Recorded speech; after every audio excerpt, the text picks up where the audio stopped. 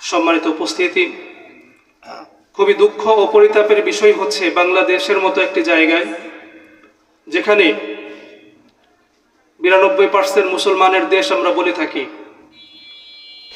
এই জায়গায় কোরআনের মাহফিলে মানুষের সমাগম দেখা যায় না।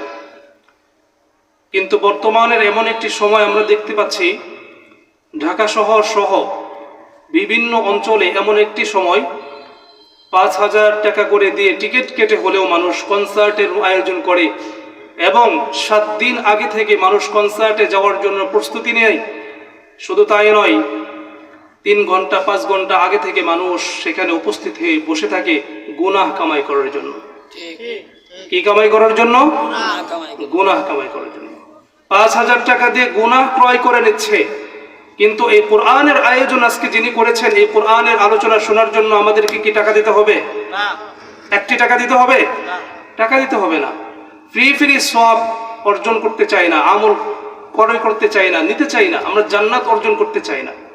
মানুষ টাকা দিয়ে জাহান্নাম ক্রয় করে নেয়, কিন্তু টাকা ছাড়া বিনামূল্যে জান্নাত আল্লাহ তাআলা রেডি করে রেখেছেন। এই জান্নাতের বাগান আজকে রেডি করা হয়েছে, অথচ এখানে মানুষ নেই। উচিত তো ছিল এই মাহফিলের প্যান্ডেলটা আসরের পরেই ভরে যাওয়ার কথা বলুন, ঠিক কিনা? কেন? যেহেতু এটা 92% মুসলমানের দেশ। যাই হোক, আমরা যেই কয়জন মানুষ উপস্থিত হয়েছি, আমরা এই কথা বিশ্বাস করি যে আল্লাহর হাবিব বলেছেন, মা ইউরিদিল্লাহু বিহি খায়রান ইউফাক্কিহু ফিদ্দীন। দ্বীনের কাজ করার জন্য আল্লাহ তাআলা ওই ব্যক্তিদেরকে কবুল করেন, পছন্দ করেন, ভালোবাসেন, ওই যাদেরকে আল্লাহ তাআলা মহব্বত করেন। মহব্বত যাদেরকে করেন আল্লাহ তাআলা, তাদেরকে দ্বীনে কাজ করার জন্য সহজ করে দেন। সম্মানিত উপস্থিতি, এজন্য আমরা সকলেই শুকরিয়া আদায় করি আল্লাহ তাআলার কাছে যে আমরা এখানে আজকে বসতে পেরেছি, ভালো কাজে শরীক হতে পেরেছি। আল্লাহ তাআলা আমাদের উপর যদি দয়া এবং রহমত না করতেন, আজকের এই মাহফিল আমরা আসতে পারতাম না। সকলে কথা বলেন, আসতে পারতাম? কখনোই না। আল্লাহ তাআলার দয়া ছাড়া আমরা কথা বলতে পারতাম না, আল্লাহ তাআলার দয়া ছাড়া আমরা চলতে পারতাম না, আল্লাহ তাআলার দয়া ছাড়া আমরা একটা কথা বলার, নিঃশ্বাস নেওয়ার ক্ষমতা রাখি না। কথা বলুন, ঠিক কিনা? সম্মানিত উপস্থিতি, দুনিয়ার মানুষ দুনিয়ার জমিনে আল্লাহ তাআলার রিজিক খেয়ে, আল্লাহ তাআলার অক্সিজেন নিয়ে, আল্লাহ তাআলার সমস্ত নিয়ামত ভক্ষণ করে, সেই আল্লাহ তাআলার সাথেই মানুষ আবার নাফরমানি করে।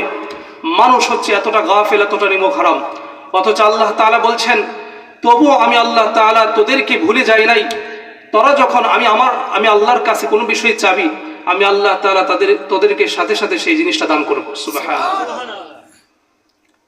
আল্লাহ রাব্বুল আলামিন বলেন, কুল ইয়া ইবাদিয়াল্লাযীনা আসরাফু আলা আনফুসিহিম লা তাকনাতু মির রাহমাতিল্লাহ।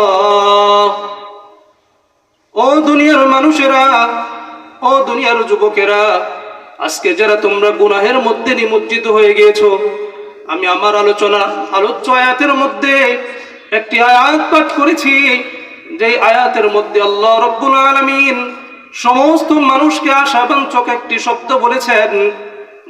কুল ইয়া ইবাদিয়াল্লাযীনা আসরাফু আলা আনফুসিহিম লা তাকনাতু মির রাহমাতিল্লাহ। আল্লাহ রাব্বুল আলামিন তার হাবিবকে ডাক দিয়ে বলেন, আল্লাহর হাবিব, আপনি আমার বান্দাদেরকে জানিয়ে দিন, তারা যেন আমার রহমত থেকে নিরাশ না হয়ে যায়। আমি আল্লাহ দয়াবান,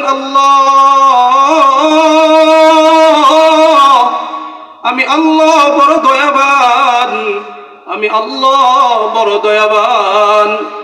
মানুষ যখন গুনাহ করতে করতে ক্লান্ত হয়ে যায়, মানুষ যখন ঘরের দরজা বন্ধ করে গুনাহ করে, আমার আল্লাহ এত বড় দয়াবান আল্লাহ সেই ঘরের মধ্যে অক্সিজেন দিয়ে আমাদেরকে বাঁচিয়ে রাখে।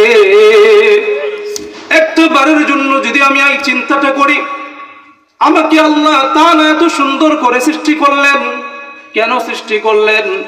দুনিয়াতে শুধুমাত্র খাওয়ার জন্য আল্লাহ তাআলা পাঠাই নাই, শুধুমাত্র ঘুমানোর জন্য আল্লাহ তাআলা পাঠাই নাই, শুধুমাত্র রং তামাশা করার জন্য আল্লাহ তাআলা আমাদেরকে দুনিয়াতে পাঠাই নাই। আল্লাহ রাব্বুল আলামিন বলছেন, ওয়া মা খালাকতুল জিন্না ওয়াল ইনসা ইল্লা লিয়াবুদুন। আল্লাহ রাব্বুল আলামিন বলেন, বান্দারে আমি শুধুমাত্র তোদেরকে খাওয়ার জন্য পাঠাই নাই, ঘুমানোর জন্য পাঠাই নাই, রং তামাশা করার জন্য পাঠাই নাই।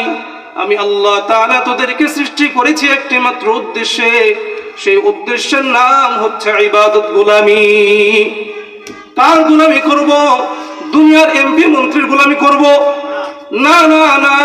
যে আল্লাহ তাআলা আমাকে এত সুন্দর একটা আকৃতি দিলেন, যে আল্লাহ তাআলা আমাকে এমন একটা সুন্দর বডি দিলেন, যে বডিটা অনেক মানুষের নাই। হাসপাতালে গেলে দেখা যায় কত অঙ্গহানি মানুষ আমরা দেখতে পাই, কত মানুষকে আমরা চোখ ছাড়া দেখতে পাই, কত মানুষকে আমরা বুবা অবস্থায় দেখতে পাই।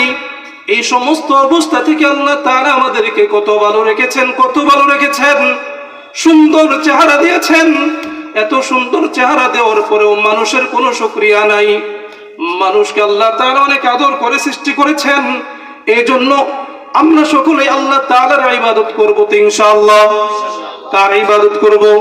আল্লাহ তাআলার গোলামি করব। সম্মানিত উপস্থিতি, যেহেতু সময় সংক্ষিপ্ত, কথা লম্বা করার কোনো সময় নেই, সুযোগ নেই। আমি যে আয়াতে কারিমা তেলাওয়াত করেছি, এই আয়াতের মধ্যে আল্লাহ তাআলা বলছেন, বান্দারে তোরা যারা গুনাহ করতে করতে ক্লান্ত হয়ে পড়েছিস, নিজেদের উপর জুলুম করেছিস, অত্যাচার করেছিস, তোরা আমি আল্লাহ তাআলার রহমত থেকে নিরাশ হইস না। সুবহানাল্লাহ। আল্লাহ তাআলা বলছেন, তোরা এত গুনাহ করেছিস, এত গুনাহ করেছিস, মনে করছিস আল্লাহ আমাকে ক্ষমা করবে কিনা। আল্লাহ তাআলা বলছেন, বান্দারে হতাশ হওয়ার কোনো কারণ নাই।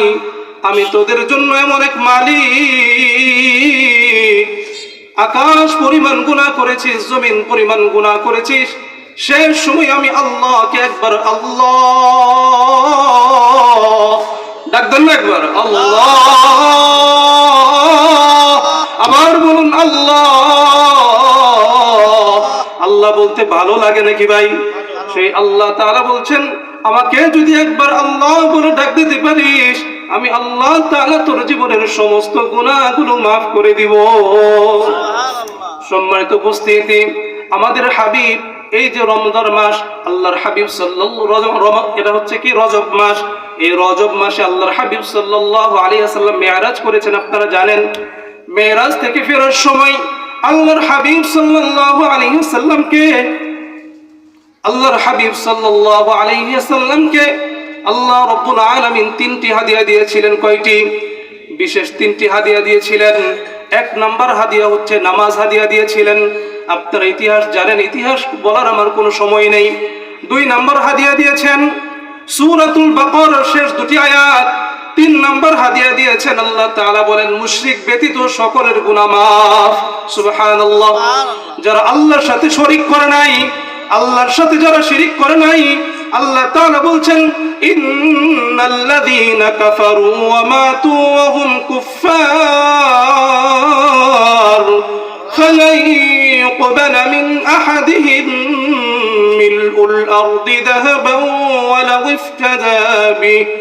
আল্লাহ রাব্বুল আলামিন বলছেন, আমি আল্লাহ এত বড় মালিক, এত দয়াবান হওয়া সত্ত্বেও অবশ্যই আমি সেই সমস্ত কাফিরদেরকে ক্ষমা করব না, মুশরিকদেরকে ক্ষমা করব না, শিরিককারীদেরকে ক্ষমা করব না। যারা শিরিক করেছে, আল্লাহর সাথে শরীক সাব্যস্ত করেছে, এই সমস্ত বান্দাদেরকে আল্লাহ তাআলা কখনোই মাফ করবে না। আল্লাহ তাআলা বলেন, তারা যদি পৃথিবীর সমপরিমাণ স্বর্ণ আল্লাহ তাআলাকে বিনিময় স্বরূপ দান করে, আল্লাহ তাআলা তাদেরকে কখনোই ক্ষমা করবে না। তবে আল্লাহ তাআলা দয়াবান, আল্লাহ তাদের জন্য অফার রেখেছেন। বলছেন, তোরা যদি মৃত্যুর আগ মুহূর্তে তওবা করতে পারিস, 80 বছর জিন্দেগি গুনাহ করেছিস, শিরিক করেছিস, মূর্তি পূজা করেছিস, অগ্নি পূজা করেছিস, কিন্তু 80 বছর পর আমি মালিককে একবার আল্লাহ বলে ডাক দিয়েছিস, তওবা করেছিস, আমি আল্লাহ তাআলা তোর জীবনের সমস্ত গুনাহ মাফ করে জান্নাতি মেহমান বানাবো। সুবহানাল্লাহ। সম্মানিত উপস্থিতি, সেই আল্লাহ রাব্বুল আলামিন বলছেন, আমি আল্লাহ তাআলা রহমান।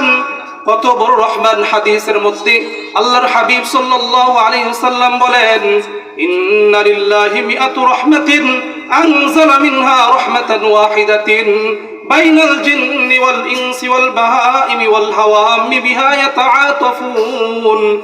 আল্লাহর হাবিব সাল্লাল্লাহু আলাইহি ওয়াসাল্লাম বলেন, আল্লাহ রাব্বুল আলামিনের 100টি রহমত বিদ্যমান।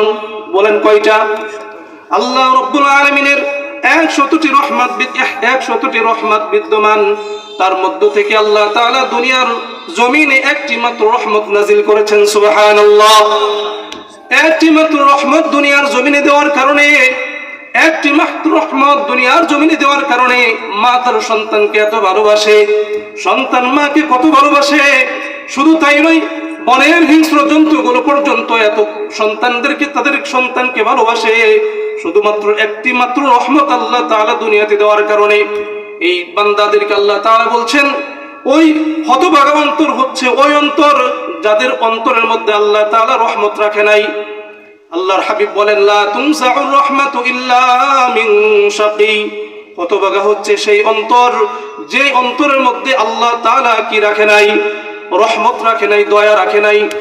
এজন্য এই জিনিসটা বিশ্বাস করতে হবে যে আল্লাহ তাআলার চাইতে দয়াবান কেউ নাই।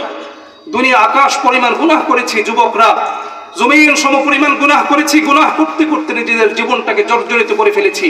আল্লাহ তাআলাকে যদি মালিক বলে ডাক দিতে পারি, তওবা করতে পারি, তওবা অর্থ হচ্ছে ফিরে আসা। আমরা যদি ফিরে আসতে পারি, আল্লাহ তাআলা বলছেন, আমি তোকে মাফ করে আমার প্রিয় বান্দা বলে কবুল করে নেব। সুবহানাল্লাহ।